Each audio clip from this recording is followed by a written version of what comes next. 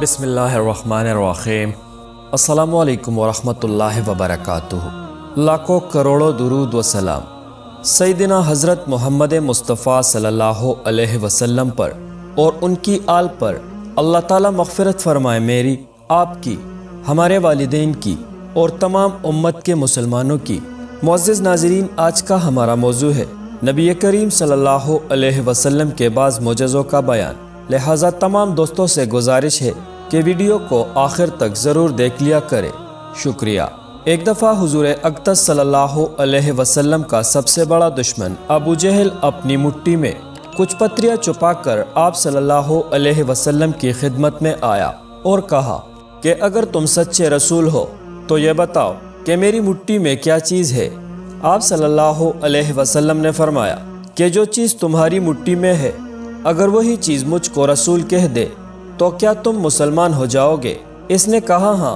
پھر آپ صلی اللہ علیہ وسلم نے اس کی مٹھی کے طرف اشارہ کیا تو پتریوں نے بلند آواز سے کہا لا الہ الا اللہ محمد رسول اللہ۔ ابو جہل نے پتریوں کو پھینک دیا اور یہ کہہ کر چل دیا کہ واہ بھتیجے، خوب جادو سیکھا ہے، اب تو تم پورے جادوگر ہو گئے ہو۔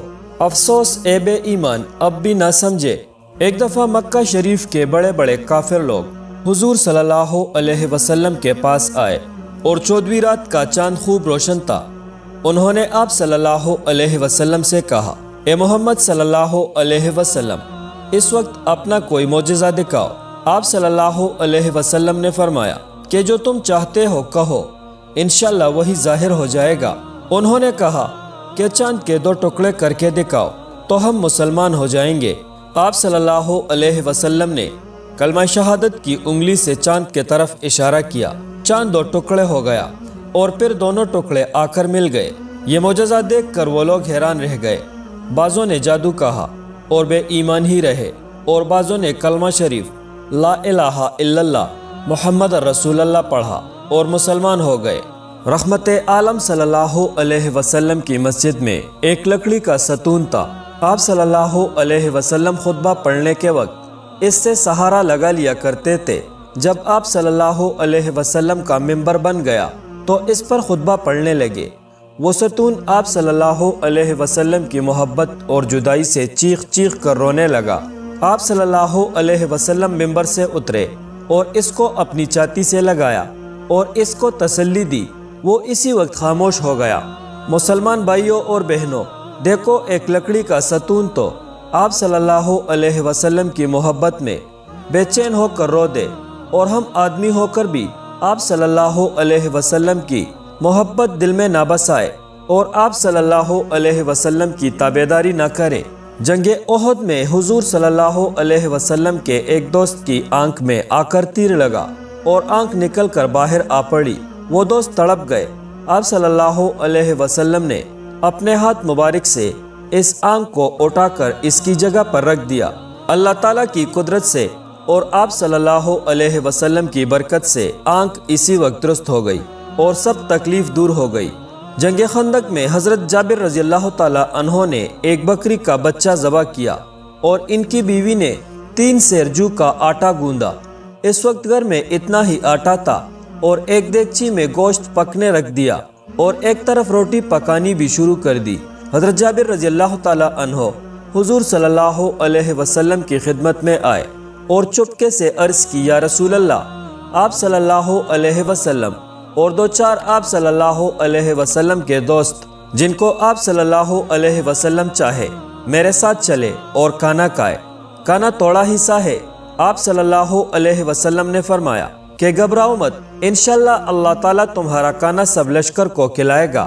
اللہ تعالیٰ تمہارے کھانے میں برکت عطا فرمائے گا۔ اور تمام لشکر میں اعلان کرایا گیا کہ جابر کے ہاں دعوت ہے، اور سب کھانا کھانے چلے۔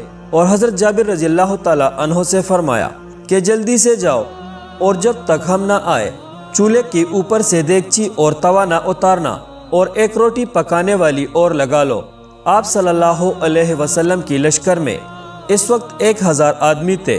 آپ صلی اللہ علیہ وسلم ان کو لے کر حضرت جابر رضی اللہ تعالیٰ عنہ کے مکان پر پہنچے۔ آپ صلی اللہ علیہ وسلم نے اپنا ذرا سا منہ مبارک کا پانی دیگچے اور آٹے میں لگا دیا اور فرمایا اے جابر 10 آدمیوں کو اتار اتار کر کھلاتے رہو۔ حضرت جابر رضی اللہ تعالی عنہ کا بیان ہے کہ خدا کی قسم تمام لشکر نے روٹی اور گوشت پیٹ بھر کر کھایا مگر آٹے میں اور گوشت میں ذرا کمی نہ آئی۔ اے میرے آقا صاحب، معجزۂ شفیع محشر، ساقیِ کوثر، رحمت دو جہاں، دستگیر بے کسا، یہ غلام آپ صلی اللہ علیہ وسلم پر اور آپ صلی اللہ علیہ وسلم کی فدائیوں پر قربان۔ کیسی شان عظیم ہے آپ صلی اللہ علیہ وسلم کی فدائیوں کی، جنہوں نے آپ صلی اللہ علیہ وسلم کے معجزے کا کھانا کھایا۔ حضرت انس رضی اللہ تعالی عنہ کے پاس ایک رومال تھا، اس سے حضور صلی اللہ علیہ وسلم نے اپنا ہاتھ مبارک صاف کیے تھے۔ جب اس پر شوربے وغیرہ کے داغ پڑ جاتے اور وہ میلا ہو جاتا تو حضرت انس بن مالک اس کو آگ میں ڈالتے تو وہ صاف اور سفید ہو جاتا تھا، اس کو آگ نہیں جلاتی تھی۔ ایک دفعہ حضرت انس رضی اللہ تعالی عنہ نے مہمانوں کو کھانا کھلانا تھا، خادمہ نے برکت کے لیے اس رومال کو مہمانوں کے سامنے بچھا دیا۔ اس وقت رومال میلا تھا، حضرت انس رضی اللہ تعالی عنہ نے اس کو اٹھا کر دہکتی تنور میں ڈال دیا اور پھر نکالا تو وہ دودھ کی طرح سفید ہو گیا۔ مہمان دیکھ کر حیران ہو گئے اور کہنے لگے یہ تو عجیب ہی بات ہے کہ آگ نے اس کو جلایا نہیں۔ حضرت انس رضی اللہ تعالی عنہ نے فرمایا اے مہمانوں، اس رومال سے رسول اللہ صلی اللہ علیہ وسلم نے اپنے ہاتھ مبارک پونچھے ہیں، اس لیے اس کو آگ نہیں جلا سکتی۔ یہ اللہ کے رسول صلی اللہ علیہ وسلم کا معجزہ ہے۔ سبحان اللہ، جب آگ کپڑے کو نہ جلا سکی تو حضور صلی اللہ علیہ وسلم کے فدائیوں کو دوزخ کی آگ کس طرح جلا سکے گی۔ حضور صلی اللہ علیہ وسلم کی محبت ہم غلاموں کے ساتھ ہر بات میں ظاہر ہوتی ہے، جیسے باپ کو بیٹے سے ہوتی ہے کہ ہر موقع پر بیٹے کو وہی تدبیریں بتلاتا ہے جو اس کے نزدیک اچھے سے اچھے ہو اور ذرا سی تکلیف بھی بیٹے کی نہیں دیکھ سکتا۔ اس طرح حضور صلی اللہ علیہ وسلم نے وہ اچھے کام ہم کو بتلائے کہ جن پر عمل کرنے سے ہم خدا کو راضی کرے اور دوزخ کے آگ سے بچ جائے۔ معزز ناظرین، اسی امید کے ساتھ آپ سے اجازت چاہیں گے کہ آپ کو ہماری آج کی ویڈیو ضرور پسند آئی ہوگی۔ ملتے ہیں بہت جلد ایک نئی ویڈیو کے ساتھ۔ اللہ رب العزت آپ کا حامی و ناصر ہو۔